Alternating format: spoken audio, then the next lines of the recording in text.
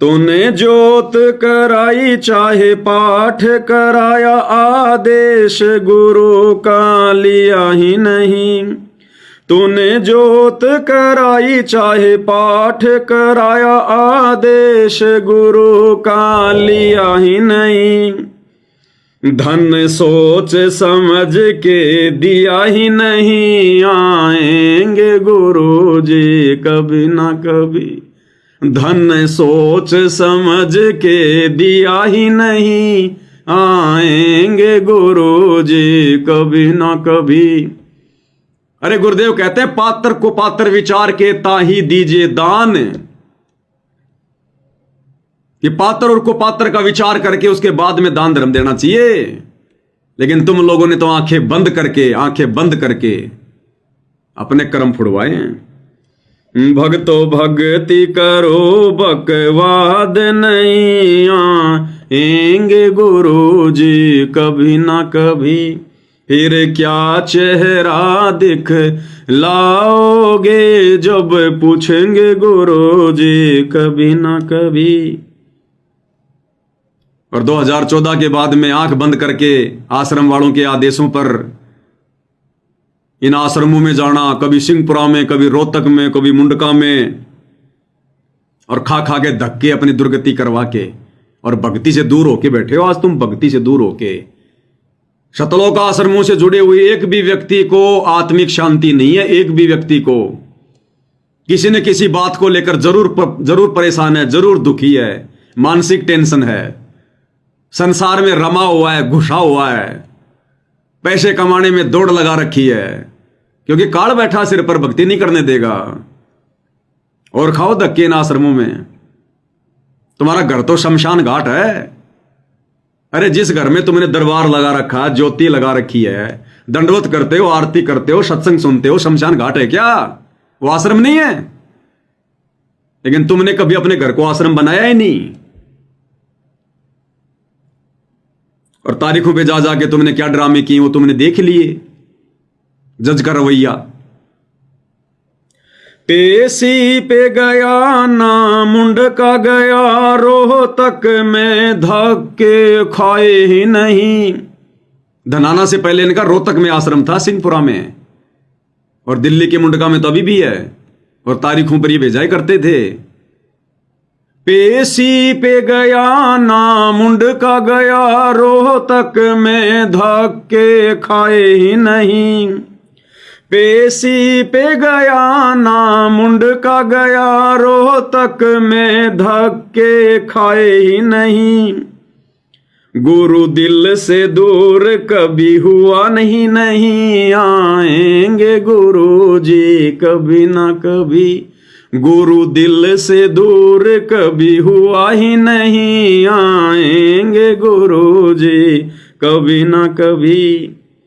अब यहां पर सत्सेवकों ने समझदारी दिखाई कि हमने तुम लोगों की तरह उन तारीखों पर, उन पेशियों पर धक्के नहीं खाए, उन आश्रमों में जा जाके धक्के नहीं खाए, दान धर्म के नाम पर नहीं लुटे, कुपात्रों को देकर अपने कर्म नहीं फोड़े। और हमारा गुरु तो सदा हमारे दिल में बसता है। घटी में गंगा, घटी में जमुना, घटी में जगदीश।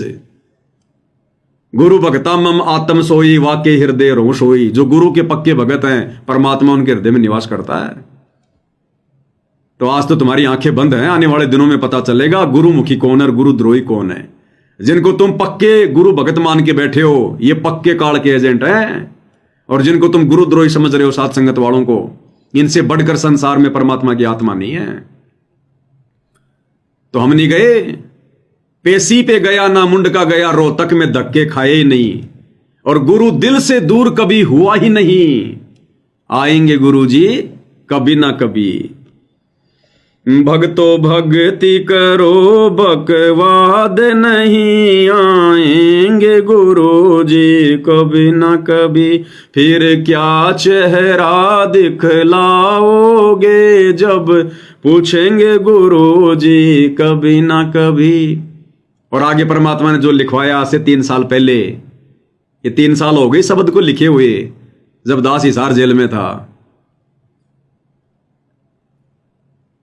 परमात्मा दास को प्रेरणा करते थे कि ये संगत के कर्म फुड़वाएंगे गुरु जी के परिवार वाले, ये गुरु जी का परिवार।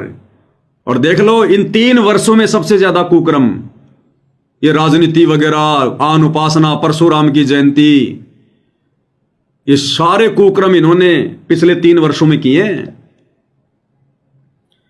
परिवार गुरु का भरमाएगा तुझे, मर्यादा तोड़ मरवाएगा तुझे। परिवार गुरु का भरमाएगा तुझे, मर्यादा तोड़ मरवाएगा तुझे। तुझे दूर गुरु से करवाएगा यही आएंगे गुरु जी, कभी ना कभी तुझे दूर गुरु से करवाएगा यही आएंगे गुरु जी, कभी ना कभी। आज वो ही हो गए 100%।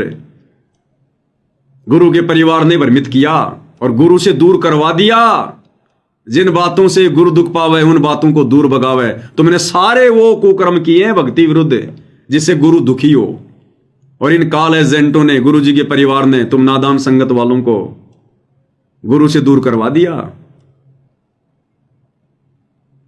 अरे संध्या आरती पढ़ते हो, कीर्तगनी भूले नरलोई और जा घट निश्चय नाम ना होई। जो कीर्तगनी व्यक्ति होता है ना, कौन होता है? जो गुरु के द्वारा किए गए उपकारों को भुला दे। तो तुम लोगों ने गुरु के उपकार भुला दिए। गुरु ने कब कहा राजनीति करने का, राजनेताओं को वोट देने का, उनकी रैलियों में जाने का, परशुराम की जयंती में जाने का? अरे गुरु तो कहते हैं 100 वर्ष सतगुरु की पूजा, एक दिन आन उपासी, वो अपराधी आत्मा पड़े काल की फांसी। परशुराम की जयंती पर जाने का तुम्हारा क्या मतलब था? काल ऐसे ही मरवाता है सूक्ष्म चाल। तो मर्यादा तोड़ मरवाएगा यही। मरवा दिया गुरु के परिवार ने तुम्हारी मर्यादा तोड़वा के। भक्तो भक्ति करो बकवाद नहीं आएंगे गुरु जी, कभी ना कभी। भक्तो भक्ति करो बकवाद नहीं आएंगे गुरु जी। अब सबसे बड़ी कमी क्या रही? साध संगति की। हाथ जोड़ जोड़ के विनती करते थे लास्ट में, जुड़ जाओ साध संगति से, जुड़ जाओ। कोई आधार कार्ड जमा नहीं करवाना, कोई फॉर्म नहीं भरना, कोई तुमसे पैसे नहीं ले रहे, कोई ज्योति पाठ दान का पैसा नहीं ले रहे तुम्हारे से। अरे सिर्फ वीडियो देखने और ज्ञान को आधार बनाओ, घर बैठ के भक्ति करो। कितनी विनती की तुमसे साध संगति से जुड़ने की, तुम्हारे कान पर जू भी नहीं रहेंगी। और अब आने वाले समय में देखना जब तुम्हारी दुर्गति पे दुर्गतियां होंगी। तू साध संगत में आया ही नहीं, तूने मर्म ज्ञान का पाया ही नहीं। तू साध संगत में आया ही नहीं, तूने मर्म ज्ञान का पाया ही नहीं। तूने विश्वास गुरु पर किया ही नहीं, आएंगे गुरु जी कभी ना कभी। तूने विश्वास गुरु पर किया ही नहीं, आएंगे गुरु जी कभी ना कभी। कहां विश्वास किया संगत ने अपने गुरु पर? अरे सार नाम कौन दे सकता है? परमात्मा क्यों आता है सतलोक से सार नाम देने के लिए? और इस नादान संगत ने गुरु का हिसार जेल से बाहर आने का भी इंतजार नहीं किया और इन कुपात्रों से वो फर्जी सार नाम, सार शब्द ले लिया और अपनी दुर्गति करवा ली। अरे पाड़ोसी से अपने पेट में बच्चा डलवाने वाली औरत कभी पतिव्रता नहीं हो सकती। ये भक्ति रूपी बच्चा, ये सार नाम, सार शब्द केवल सतगुरु देने का अधिकारी है। ये प्रथम नाम भी कोई देने का अधिकारी नहीं है सृष्टि में। सतनाम, सार नाम, सार शब्द तो बहुत दूर की बात है। वो सार नाम देने के लिए तो भगवान सतलोक से चल के आया है। सोहम नाम हम जग में लेके आए और सार नाम हमने गुप्त छुपाए। उस गुप्त नाम को इन काल के एजेंट आश्रम वालों को देगा गुरु। एक 15 रुपए की डीवीडी में डाल के आलू टमाटर की तरह एक एक पाठ के चक्कर में बांटने के लिए देगा गुरु। क्या गुरु इनके आचरणों से वाकिफ नहीं है?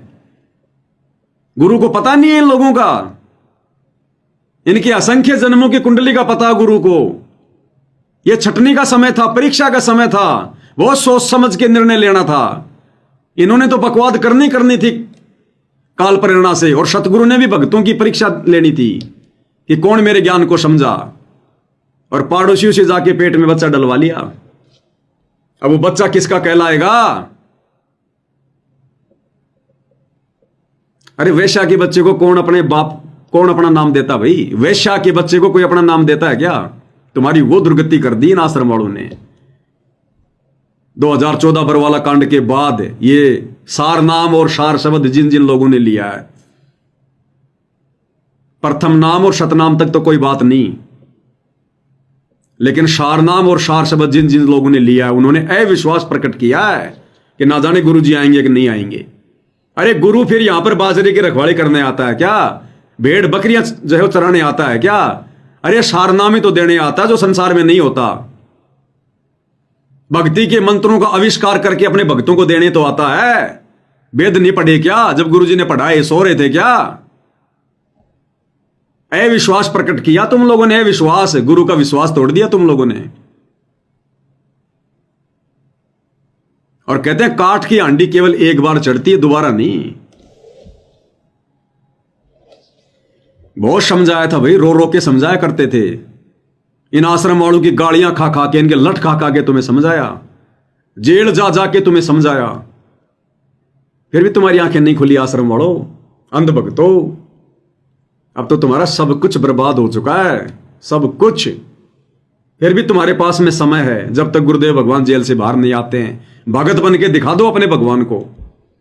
जितनी तुमने मूर्खता की है, जितनी तुमने गलतियां की हैं जाने अनजाने में, नाक रगड़ रगड़ के माफी मांग के, और इन आश्रम वालों से सवाल जवाब करो।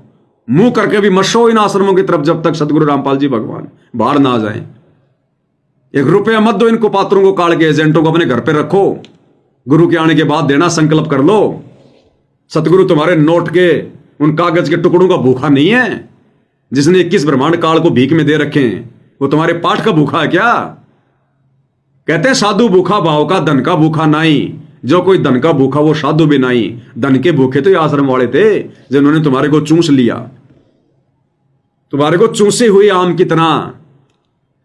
आम में से आम चूस के गुठली निकाल के कैसे वो पिचका पिचका होता है, तुम्हारी ये हालत कर दी है। लेकिन फिर भी मालिक दयालु है, जब तक इस हार जेल से बाहर नहीं आते हैं। अगर तुम लोगों ने फिर भी ज्ञान को आधार बनाया, साथ संगति से जुड़े, मालिक से रो रो के अपने उन तमाम कुकर्मों की जो मैनेजमेंट वालों ने तुम लोगों से करवा के मर्यादा तोड़वा दी है, अगर तुमने उनका प्रायश्चित किया और आगे से ज्ञान आधार से चले, अभी भी मालिक दयालु है। नहीं तो तुम्हारी नैया डूब चुकी है, डूब चुकी है नैया।